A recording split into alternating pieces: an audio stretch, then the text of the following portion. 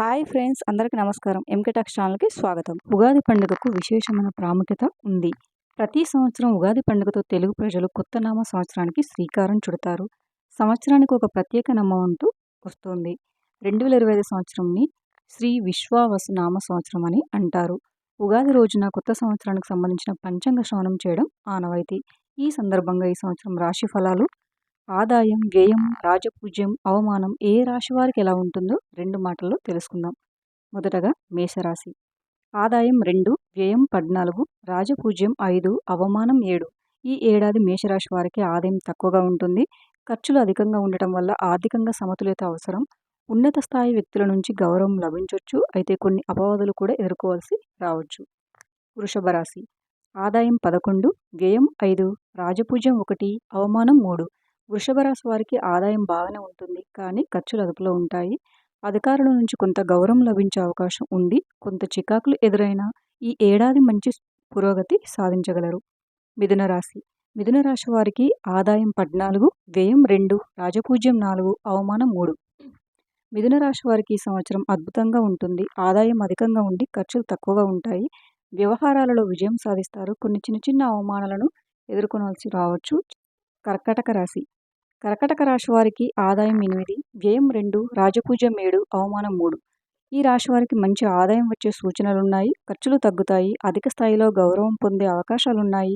అవమానాలకు తలొగ్గక ముందుకు సాగితే సత్ఫలితాలు దక్కుతాయి. సింహరాశి. సింహరాశి వారికి ఆదాయం 11, వ్యయం 11, రాజపూజ్యం 3, అవమానం 6. ఈ రాశి వారికి ఈ సంవత్సరం ఆదాయం, ఖర్చులు సమంగా ఉంటాయి. ప్రభుత్వ అధికార వర్గాల్లో మిశ్రమ ఫలితాలు ఎదురవచ్చు.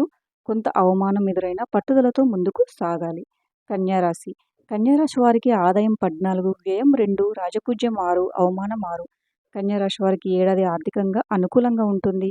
ఆదాయం అధికంగా ఉండటంతో పాటు ఖర్చులు తక్కువగా ఉంటాయి. కెరీర్, వ్యాపార రంగాలలో అభివృద్ధి సాధిస్తారు. తులారాశి. ఈ రాశి వారికి ఆదాయం 11, వ్యయం 5, రాజపూజ్యం 2, అవమానం 2. తులారాశి వారికి ఏడాది ఆదాయం సమృద్ధిగా లభిస్తుంది. ఖర్చులు నియంత్రణలో ఉంటాయి. కొన్ని మంచి అవకాశాలు లభించవచ్చు. వృశ్చిక రాశి.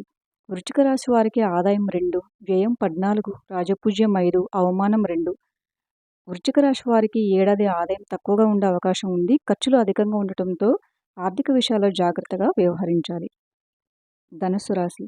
ధనుస్సు రాశి వారికి ఆదాయం 5, వ్యయం 5, రాజపూజ్యం 1, అవమానం 5. ఈ రాశి వారికి ఆదాయం, ఖర్చులు సమతుల్యంగా ఉంటాయి. కొంత రాజపూజ్యం లభించినా కొన్ని అవమానాలు ఎదురయ్యే అవకాశాలు అయితే ఉన్నాయి. మకర రాశి. ఈ రాశి వారికి ఆదాయం 8, వ్యయం 14, రాజపూజ్యం 4, అవమానం 5. మకర రాశి వారికి ఖర్చులు అధికంగా ఉండే సూచనలు ఉన్నాయి. ఆదాయాన్ని పరిరక్షించుకోవడానికి జాగ్రత్తలు తీసుకోవాలి. కుంభరాశి. ఈ రాశి వారికి ఆదాయం 8, వ్యయం 14, రాజపూజ్యం 7, అవమానం 5. కుంభరాశి వారికి ఆదాయం సమతుల్యంగా ఉండకపోవచ్చు, కానీ వ్యయాలను సరిచూసుకోకపోతే మాత్రం ఆర్థిక సమస్యలు ఎదురయ్యే అవకాశం అయితే ఉంది.